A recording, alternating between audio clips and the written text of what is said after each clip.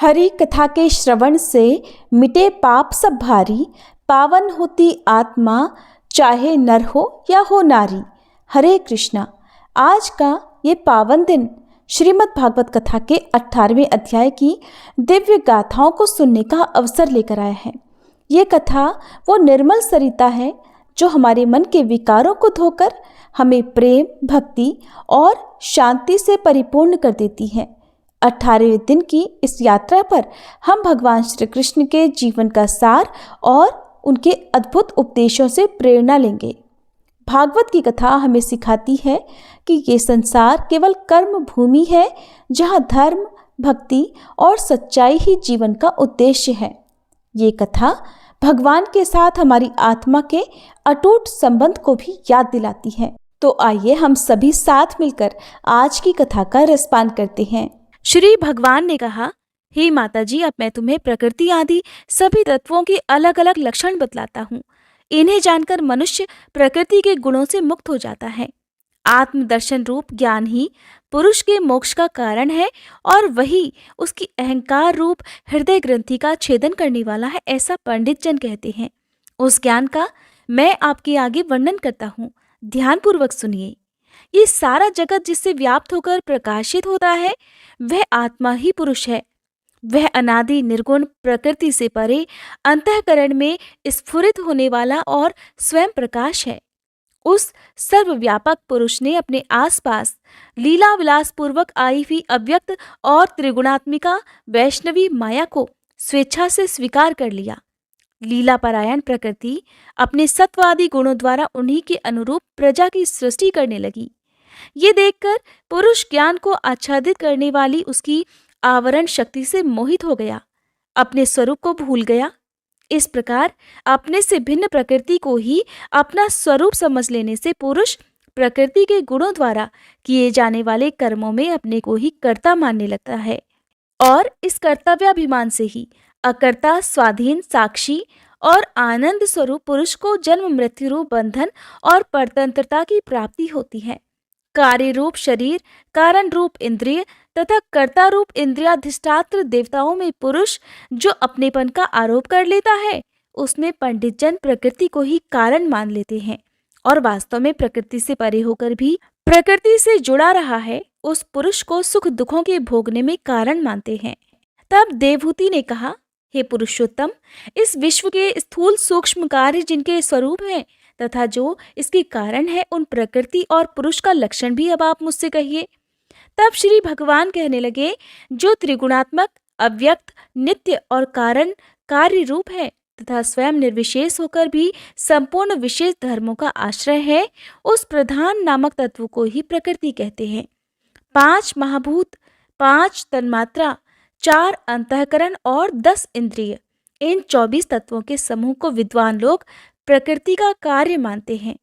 पृथ्वी, जल, तेज, वायु और आकाश, ये 5 महाभूत हैं। गंध, रस, रूप, स्पर्श और शब्द, ये 5 तन्मात्र माने गए हैं। स्तोत्र, त्वचा, चक्षु, रसना, नासिका, वाक, पाणी, पाद, उपस्थ और पायु, ये 10 इंद्रियां हैं। मन, बुद्धि, चित्त और अहंकार, इन 4 के रूप में एक ही अंतःकरण अपनी संकल्प, निश्चय, चिंता और अभिमान रूपा 4 प्रकार की वृत्तियों से लक्षित होता है। इस प्रकार तत्वज्ञानी पुरुषों ने सगुण ब्रह्म के सन्निवेश स्थान इन 24 तत्वों की संख्या बतलाई है। इनके सिवा जो काल है वह 25वां तत्व है। कुछ लोग काल को पुरुष से भिन्न तत्व न मानकर पुरुष का प्रभाव अर्थात ईश्वर की संहार कारिणी शक्ति बताते हैं, जिससे माया के कार्य रूप देह आदि में आत्मत्व का अभिमान करके अहंकार से मोहित और अपने को कर्ता मानने वाले जीव को निरंतर भय लगा रहता है। हे मनुपुत्री, जिनकी प्रेरणा से गुणों की साम्यावस्था रूप निर्विशेष प्रकृति में गति उत्पन्न होती है, वास्तव में वे पुरुष रूप भगवान ही काल कहे जाते हैं। इस प्रकार जो अपनी माया के द्वारा सभी प्राणियों के भीतर जीव रूप से और बाहर काल रूप से व्याप्त हैं, वे ही भगवान के 25वें तत्व हैं। भगवान की चेतना शक्ति की प्रेरणा से तामस अहंकार के विकृत होने पर उससे शब्द तन्मात्र का प्रादुर्भाव हुआ। शब्द तन्मात्र से आकाश तथा शब्द का ज्ञान कराने वाली श्रोत्रेंद्रिय उत्पन्न हुई। अर्थ का प्रकाशक होना, ओट में खड़े हुए वक्ता का भी ज्ञान करा देना और आकाश का सूक्ष्म रूप होना, विद्वानों के मत में यही शब्द के लक्षण हैं। भूतों को अवकाश देना, सबके बाहर भीतर वर्तमान रहना तथा प्राण, इंद्रिय और मन का आश्रय होना, ये आकाश की वृत्ति अर्थात कार्य रूप लक्षण है। फिर शब्द तन्मात्र के कार्य आकाश में कालगति से विकार होने पर स्पर्श तन्मात्र हुआ और उससे वायु तथा स्पर्श का ग्रहण कराने वाली त्वचा उत्पन्न हुई। कोमलता, कठोरता, शीतलता और उष्णता तथा वायु का सूक्ष्म रूप होना ये स्पर्श के लक्षण हैं। वृक्ष की शाखा आदि को हिलाना, तृण आदि को इकट्ठा कर देना, सर्वत्र पहुंचना, गंध आदि युक्त द्रव्य को घ्राणादि इंद्रियों के पास तथा शब्द को श्रोत्रेंद्रिय के समीप ले जाना और समस्त इंद्रियों को कार्य शक्ति देना, ये वायु की वृत्तियों के लक्षण हैं। इसके पश्चात दैव की प्रेरणा से स्पर्श तन्मात्र विशिष्ट वायु के विकृत होने पर उससे रूप तन्मात्र हुआ तथा उससे तेज और रूप को उपलब्ध कराने वाली नेत्रेंद्रिय का प्रादुर्भाव हुआ। हे साध्वी, वस्तु के आकार का बोध कराना, गौण होना, द्रव्य के अंग रूप से प्रतीत होना, द्रव्य का जैसा आकार और प्रकार तथा परिमाण आदि हो उसी रूप में उपलक्षित हो जाना तथा तेज का स्वरूप भूत होना, ये सब रूप तन्मात्र की वृत्तियां अर्थात कार्य हैं। चमकना, पकाना, शीत को दूर करना, सुखाना, भूख प्यास पैदा करना और उनकी निवृत्ति के लिए भोजन और जलपान कराना, ये तेज की वृत्तियां हैं। फिर दैव की प्रेरणा से रूप तन्मात्र तेज के विकृत होने पर उससे रस तन्मात्र हुआ और उससे जल तथा रस को ग्रहण कराने वाली रसनेन्द्रिय अर्थात जिह्वा उत्पन्न हुई। रस अपने शुद्ध स्वरूप में एक ही है, किंतु अन्य भौतिक पदार्थों के संयोग से वह कसैला, मीठा, तीखा, कड़वा, खट्टा और नमकीन आदि कई प्रकार का हो जाता है। गीला करना, मिट्टी आदि को पिंडाकार बना देना, तृप्त करना, जीवित रखना, प्यास बुझाना, पदार्थों को मृदु कर देना, ताप की निवृत्ति करना और कूप आदि में से निकाल लिए जाने पर भी वहां बार बार पुनः प्रकट हो जाना, ये जल की वृत्तियां हैं। इसके पश्चात दैव प्रेरित रसरूप जल के विकृत हो जाने पर उससे गंध तन्मात्र हुआ और उससे पृथ्वी तथा गंध को ग्रहण कराने वाली घ्राणेन्द्रिय प्रकट हुई।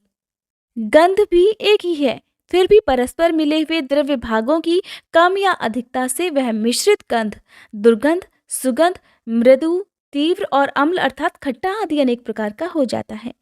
प्रतिमादि रूप से ब्रह्म की साकार भावना का आश्रय होना, जल आदि कारण तत्वों से भिन्न किसी दूसरे आश्रय की अपेक्षा किए बिना ही स्थित रहना, जल आदि अन्य पदार्थों को धारण करना, आकाश आदि का अवच्छेदक होना अर्थात घटाकाश, मठाकाश आदि भेदों का सिद्ध करना तथा परिणाम विशेष से संपूर्ण प्राणियों के गुणों को प्रकट करना, ये पृथ्वी के कार्य रूप लक्षण हैं। जब महतत्व, अहंकार और पंचभूत ये 7 तत्व परस्पर मिल न सके, पृथक पृथक ही रह गए, तब जगत के आदि कारण श्री नारायण ने काल, अदृष्ट और सत्वादि गुणों के सहित उनमें प्रवेश किया। फिर परमात्मा के प्रवेश से शुद्ध और आपस में मिले हुए उन तत्वों से एक जड़ अंड उत्पन्न हुआ।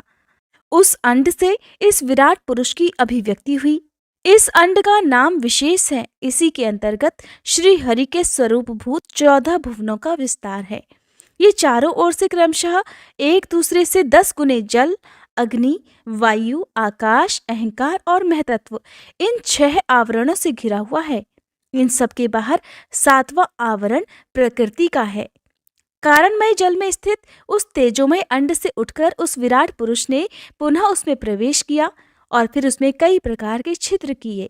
सबसे पहले उसमें मुख प्रकट हुआ, उससे वाक इंद्रिय और उसके अनंतर वाक का अधिष्ठाता अग्नि उत्पन्न हुआ।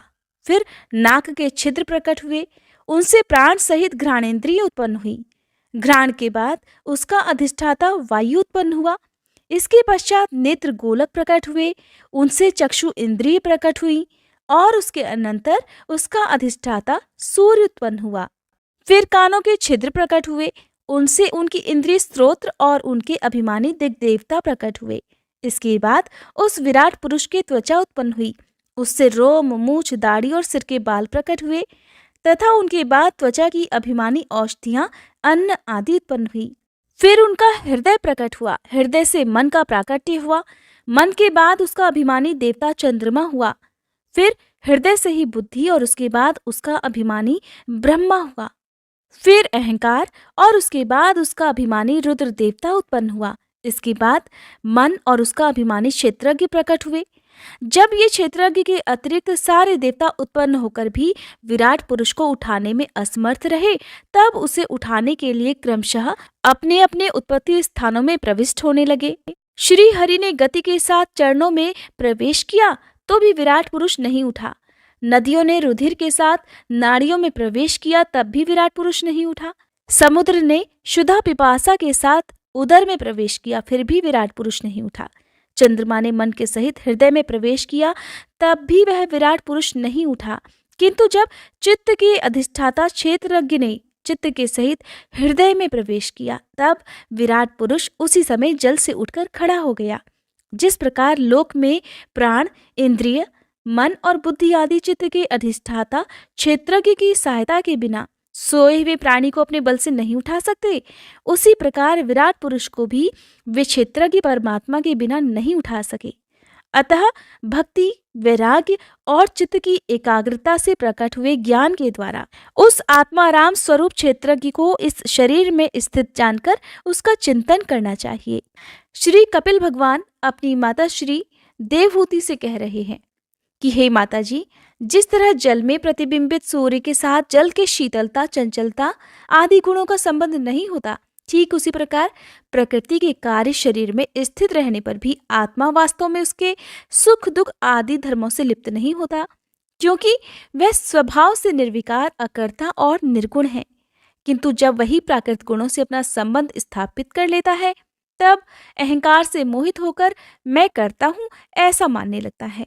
उस अभिमान के कारण वह देह के संसर्ग से किए हुए पुण्य पाप रूप कर्मों के दोष से अपनी स्वाधीनता और शांति खो बैठता है और उत्तम, मध्यम और नीच योनि में उत्पन्न होकर संसार चक्र में घूमता रहता है। जिस तरह से स्वप्न में भय, शोक आदि का कोई कारण ना होने पर भी स्वप्न के पदार्थों में आस्था हो जाने के कारण दुख उठाना पड़ता है, उसी प्रकार भय, शोक, अहम, मम और जन्म मरण आदि रूप संसार की कोई सत्ता न होने पर भी अविद्यावश विषयों का चिंतन करते रहने से जीव का संसार चक्र कभी निवृत्त नहीं होता। इसीलिए बुद्धिमान मनुष्य को उचित है कि सन्मार्ग अर्थात विषय चिंतन में फंसे हुए चित्त को तीव्र भक्ति योग और वैराग्य के द्वारा धीरे धीरे अपने वश में लाना चाहिए।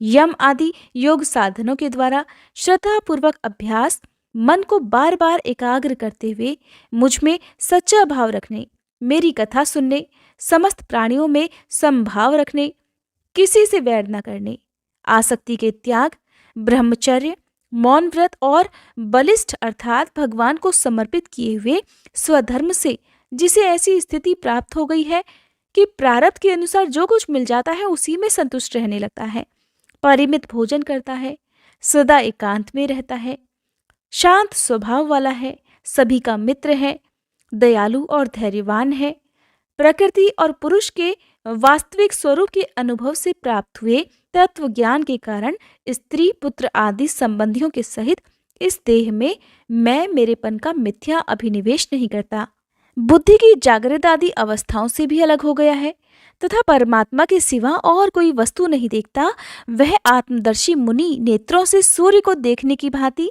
अपने शुद्ध अंतःकरण के द्वारा परमात्मा का साक्षात्कार कर उस अद्वितीय ब्रह्म पद को प्राप्त हो जाता है, जो देह आदि संपूर्ण उपाधियों से पृथक अहंकार आदि मिथ्या वस्तुओं में सत्य रूप से भासने वाला, जगत कारण भूता प्रकृति का अधिष्ठान, महद आदि कार्यवर्ग का प्रकाशक और कार्य कारण रूप संपूर्ण पदार्थों में व्याप्त है।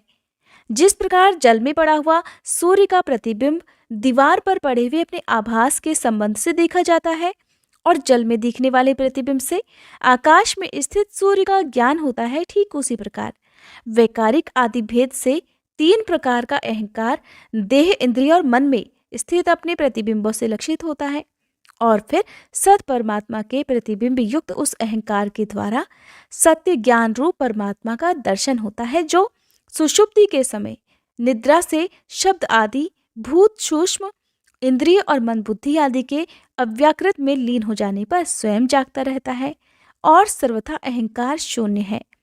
जागृत अवस्था में ये आत्मा भूत सूक्ष्मादि दृश्य वर्ग के दृष्टा रूप में स्पष्टतया अनुभव में आता है। सोते समय अपने उपाधि भूत अहंकार का नाश होने से वह भ्रमवश अपने को ही नष्ट हुआ मान लेता है, और जिस प्रकार धन का नाश हो जाने पर मनुष्य अपने को भी नष्ट हुआ मानकर अत्यंत व्याकुल हो जाता है, ठीक उसी प्रकार वह भी अत्यंत विवश होकर नष्टवत हो जाता है। हे माता जी, इन सब बातों का मनन करके विवेकी पुरुष अपने आत्मा का अनुभव कर लेता है, जो अहंकार के सहित संपूर्ण तत्वों का अधिष्ठान और प्रकाशक है। तब देवहूति ने भगवान कपिल से पूछा कि हे प्रभु, पुरुष और प्रकृति दोनों ही नित्य और एक दूसरे के आश्रय से रहने वाले हैं, इसलिए प्रकृति तो पुरुष को कभी छोड़ ही नहीं सकती। हे ब्राह्मण, जिस प्रकार गंध और पृथ्वी तथा रस और जल को पृथक पृथक स्थिति प्राप्त नहीं हो सकती, उसी प्रकार पुरुष और प्रकृति भी एक दूसरे को छोड़कर नहीं रह सकते। अतः जिनके आश्रय से अकर्ता पुरुष को ये कर्म बंधन प्राप्त हुआ है, उन प्रकृति के गुणों के रहते हुए उसे कैवल्य पद कैसे प्राप्त होगा? यदि तत्वों का विचार करने से कभी ये संसार बंधन का तीव्र भय निवृत्त हो भी जाए, तो भी उसके निमित्त भूत प्राकृत गुणों का अभाव न होने से ये डर, ये भय फिर उपस्थित हो सकता है। तब श्री भगवान कपिल कहने लगे कि हे माता जी, जिस प्रकार अग्नि का उत्पत्ति स्थान आरणी अपने से ही उत्पन्न अग्नि से जलकर भस्म हो जाती है, ठीक उसी प्रकार निष्काम भाव से किए हुए स्वधर्म पालन द्वारा अंतःकरण शुद्ध होने से बहुत समय तक भगवत कथा श्रवण द्वारा पुष्ट हुई मेरी तीव्र भक्ति से, तत्व साक्षात्कार कराने वाले ज्ञान से, प्रबल वैराग्य से, व्रत नियम आदि के सहित किए हुए ध्यानाभ्यास से और मन की प्रगाढ़ एकाग्रता से पुरुष की प्रकृति दिन रात क्षीण होती होती धीरे धीरे लीन हो जाती है। फिर नित्य प्रति दोष दिखने से भोग कर त्यागी हुई वह प्रकृति अपने स्वरूप में स्थित और स्वतंत्र अर्थात बंधन मुक्त होते हुए उस पुरुष का कुछ भी नहीं बिगाड़ सकती। जैसे सोए हुए पुरुष को स्वप्न में कितने ही अनर्थों का अनुभव करना पड़ता है, किंतु जाग पड़ने पर उसे उन स्वप्नों के अनुभवों में से किसी प्रकार का कोई मोह नहीं रह जाता, उसी प्रकार जिसे तत्व ज्ञान हो गया है और जो निरंतर मुझ में ही मन लगाए रहता है, उस आत्माराम मुनि का प्रकृति कुछ भी नहीं बिगाड़ सकती। जब मनुष्य अनेकों जन्मों में बहुत समय तक इसी प्रकार आत्मचिंतन में ही लगा रहता है, तब उसे ब्रह्मलोक पर्यंत सभी प्रकार के भोगों से वैराग्य हो जाता है। मेरा वह धैर्यवान भक्त मेरी ही महती कृपा से तत्व ज्ञान प्राप्त करके आत्मानुभव के द्वारा सारे संशयों से मुक्त हो जाता है और फिर लिंग देह का नाश होने पर एकमात्र मेरे ही आश्रित अपने स्वरूपभूत कैवल्य संज्ञक मंगलमय पद को सहज में ही प्राप्त कर लेता है, जहां पहुंचने पर योगी फिर वापस लौट कर नहीं आता। हे माता जी, यदि योगी का चित्त योग साधना से बढ़ी हुई मायामयी अणिमादी सिद्धियों में, जिनकी प्राप्ति का योग के सिवा दूसरा कोई साधन ही नहीं है, उनमें नहीं फंसता, तो उसे मेरा यह अविनाशी परम पद प्राप्त हो जाता है, जहां मृत्यु की कोई भी दाल नहीं गलती। श्री कपिल भगवान कहते हैं कि हे माता जी, अब मैं आपको सबीज अर्थात ध्येय स्वरूप के आलंबन से युक्त योग का लक्षण बताता हूँ, जिसके द्वारा मन शुद्ध और प्रसन्न होकर परमात्मा के मार्ग में प्रवृत्त हो जाता है। यथाशक्ति शास्त्र विहित स्वधर्म का पालन करना और शास्त्र विरुद्ध आचरण का परित्याग करना, प्रारब्ध के अनुसार जो कुछ भी मिल जाए उसी में संतुष्ट रहना, आत्मज्ञानियों के चरणों की पूजा करना, विषय वासनाओं को बढ़ाने वाले कर्मों से दूर रहना, संसार बंधन से छुड़ाने वाले धर्मों में प्रेम करना, पवित्र और परिमित भोजन करना, निरंतर एकांत और निर्भय स्थान में रहना, मन, वाणी और शरीर से किसी भी जीव को ना सताना, सत्य बोलना, चोरी ना करना, आवश्यकता से अधिक वस्तुओं का संग्रह ना करना, ब्रह्मचर्य का पालन करना, तपस्या करना, बाहर भीतर से पवित्र रहना, शास्त्रों का अध्ययन करना, भगवान की पूजा करना, वाणी पर संयम रखना उत्तम आसनों का अभ्यास करके स्थिरता पूर्वक बैठना और धीरे धीरे प्राणायाम के द्वारा अपनी श्वास को जीतना, इंद्रियों को मन के द्वारा विषयों से हटाकर अपने हृदय में ले जाना, मूलाधार आदि किसी भी एक केंद्र में अपने मन के सहित प्राणों को स्थिर करना, निरंतर भगवान की लीलाओं का चिंतन और चित्त को समाहित करना, इनसे तथा व्रत दान आदि दूसरे साधनों से भी सावधानी के साथ प्राणों को जीतकर बुद्धि के द्वारा अपने कुमार्गगामी दुष्ट चित्त को धीरे धीरे एकाग्र करके परमात्मा के ध्यान में लगाना चाहिए। पहले आसन को जीते, फिर प्राणायाम के अभ्यास के लिए पवित्र देश में कुश मृग चर्म आदि से युक्त आसन बिछाएं। उस पर शरीर को सीधा और स्थिर रखते हुए सुखपूर्वक बैठकर अभ्यास करें। शुरुआत में पूरक, कुंभक और रेचक क्रम से अथवा इसके विपरीत रेचक, कुंभक और पूरक करके प्राण के मार्ग का शोधन करें, जिससे कि मन स्थिर और निश्चल हो जाए। जिस प्रकार वायु और अग्नि से तपाया हुआ सोना अपनी अशुद्धि का त्याग कर देता है, ठीक उसी प्रकार से जो योगी प्राणवायु को जीत लेता है उसका मन बहुत शीघ्र शुद्ध हो जाता है। इसलिए योगी को उचित है कि प्राणायाम से वात पित्त जनित दोषों को, धारणा से पापों को, प्रत्याहार से विषयों के संबंध को और ध्यान से भगवत विमुख करने वाले राग द्वेष आदि दुर्गुणों को दूर करे। जब योग का अभ्यास करते करते मन निर्मल और एकाग्र हो जाए, तब नासिका के अग्रभाग में दृष्टि जमा कर इस प्रकार भगवान की मूर्ति का ध्यान करे। भगवान का मुख कमल आनंद से प्रफुल्ल है, नेत्र कमल कोश के समान रत्नारे हैं, शरीर नील कमल दल के समान श्याम है, हाथों में शंख चक्र और गदा धारण किए हुए हैं, कमल की केसर के समान पीला रेशमी वस्त्र लहरा रहा है, वक्ष स्थल में श्रीवत्स चिन्ह है और गले में कौस्तुभ मणि झिलमिला रही है। वनमाला चरणों तक लटकी हुई है, जिसके चारों ओर भौरे सुगंध से मतवाले होकर मधुर गुंजार कर रहे हैं और अंग प्रत्यंग में महामूल्य हार, कंकण, किरीट, भुजबंद और नुपुर आदि आभूषण विराजमान हैं। कमर में करधनी की लड़ियां उसकी शोभा बढ़ा रही हैं। भक्तों के हृदय कमल ही उनकी आसन है। उनका दर्शनीय श्याम सुंदर स्वरूप अत्यंत शांत और मन और नयनों को आनंदित करने वाला है। उनकी अति सुंदर किशोर अवस्था है। वे भक्तों पर कृपा करने के लिए आतुर हो रहे हैं। बड़ी मनोहर झांकी है। भगवान सदा संपूर्ण लोकों से वंदित हैं। उनका पवित्र यश परम कीर्तनीय है और वे राजा बलि आदि परम यशस्वियों के भी यश को बढ़ाने वाले हैं। इस प्रकार श्री नारायण देव का संपूर्ण अंगों के सहित उनका तब तक ध्यान करे जब तक कि चित्त वहां से हटे नहीं। भगवान की लीलाएं बड़ी दर्शनीय हैं, इसलिए अपनी रुचि के अनुसार खड़े हुए, चलते हुए, बैठे हुए, पौधे हुए अथवा अंतर्यामी रूप में स्थित हुए उनके स्वरूप का विशुद्ध भावयुक्त चित्त से चिंतन करना चाहिए। इस प्रकार योगी जब ये अच्छी तरह से देख ले कि भाव द्विग्रह में उसके मन की स्थिति एकदम एकाग्र हो गई है, तब वह उनके समस्त अंगों में लगे हुए चित्त को विशेष रूप से एक एक अंग में लगाए। आप पहले भगवान के चरण कमलों का ध्यान करना चाहिए। वे वज्र, अंकुश, ध्वजा और कमल के मंगलमय चिन्हों से युक्त हैं तथा अपने उभरे हुए लाल लाल शोभा में नखचंद्र मंडल की चंद्रिका से ध्यान करने वालों के हृदय के अज्ञान रूप घोर अंधकार को दूर करने वाले हैं। इन्हीं की धोवन से नदियों में श्रेष्ठ श्री गंगा जी प्रकट हुई थी और इन्हीं गंगा जी के पवित्र जल को मस्तक पर धारण करने के कारण स्वयं मंगल रूप श्री महादेव जी और भी अधिक मंगलमय हो गए थे। ये अपना ध्यान करने वालों के पाप रूप पर्वतों पर छोड़े हुए इंद्र के वज्र के समान हैं। भगवान के इन चरण कमलों का चिरकाल तक चिंतन करें। भाव भयहारी अजन्मा श्री हरि की दोनों पिंडलियों और घुटनों का ध्यान करें, जिनको विश्व विधाता ब्रह्मा जी की माता सुरवंदिता कमल लोचना लक्ष्मी जी अपनी जांघों पर रखकर अपने कांतिमय किरकिसलयों की कांति से लाड़ लड़ाती रहती हैं। भगवान की जंघाओं का ध्यान करें, जो अलसी के फूल के समान नीलवर्ण और बल की निधि हैं तथा गरुड़ जी की पीठ पर शोभायमान हैं।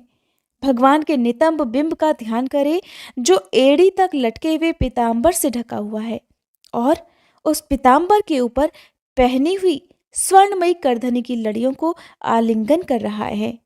कितना मनोहर स्वरूप बताया गया है।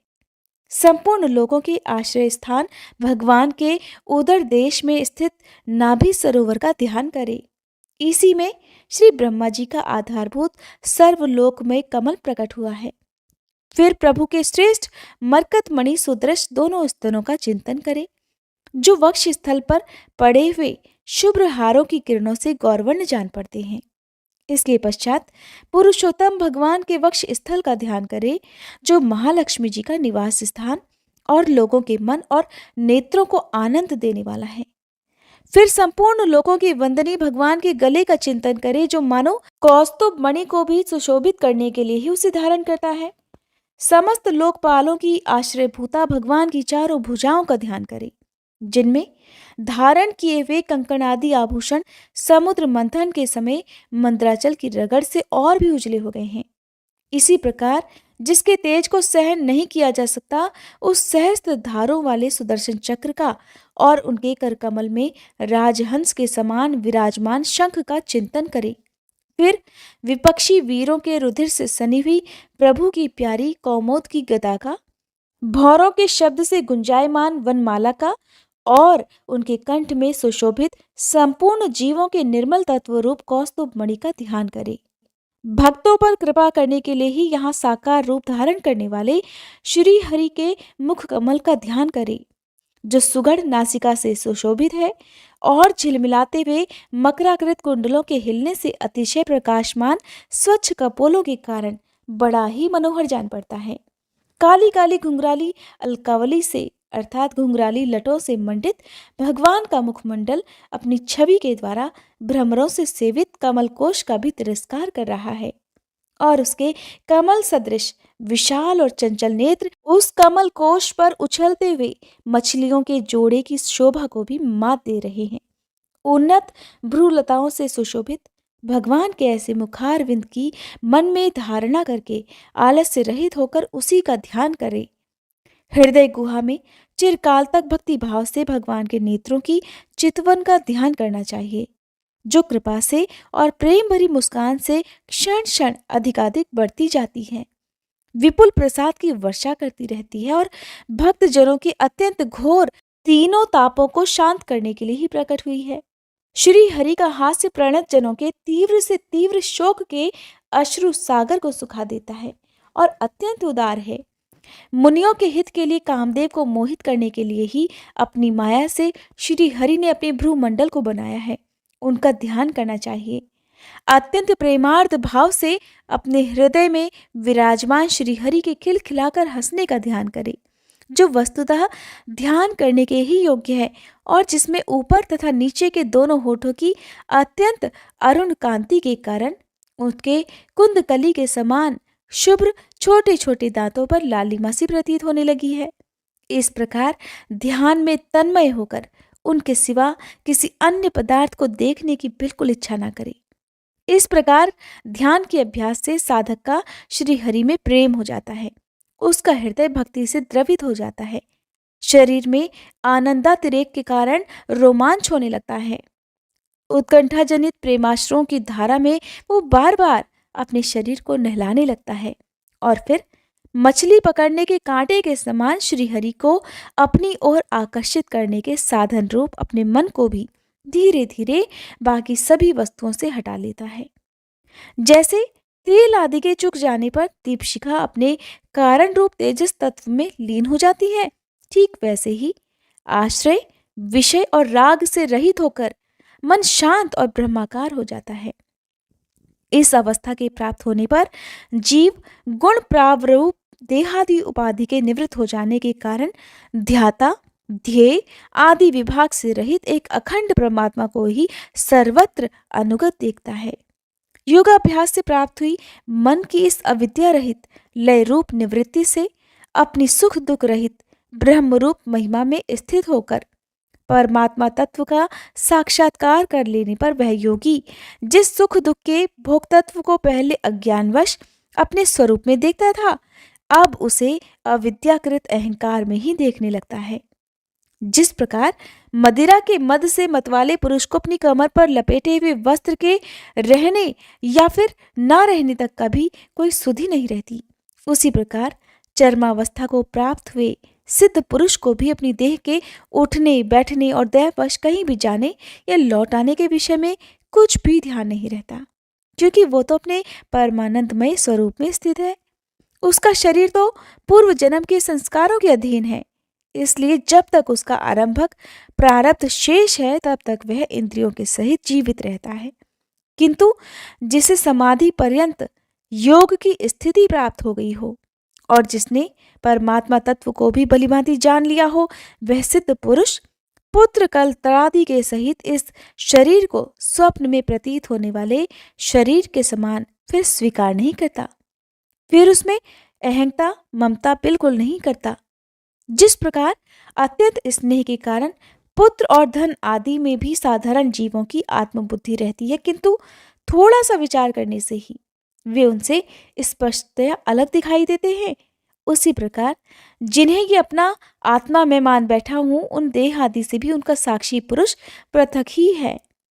जिस प्रकार जलती हुई लकड़ी से, चिंगारी से, स्वयं अग्नि से ही प्रकट हुए धुएं से अग्नि रूप मानी जाने वाली उस जलती हुई लकड़ी से भी अग्नि वास्तव में पृथक ही होती है, उसी प्रकार भूत इंद्रिय और अंतःकरण से उसका साक्षी आत्मा अलग होता है और जीव कहलाने वाले उस आत्मा से भी वह ब्रह्म भिन्न है और प्रकृति से उसके संचालक पुरुषोत्तम भिन्न है। इसलिए भगवान का भक्त जीव के स्वरूप को छिपा देने वाली कार्य कारण रूप से परिणाम को प्राप्त हुई भगवान की इस अचिंत्य शक्तिमय माया को भगवान की कृपा से ही जीतकर अपने वास्तविक स्वरूप ब्रह्म रूप में स्थित होता है। हरे कृष्णा। आज के अध्याय में बस इतना ही। इसके आगे का वृत्तांत आप सभी अगले अध्याय में जरूर सुनिएगा।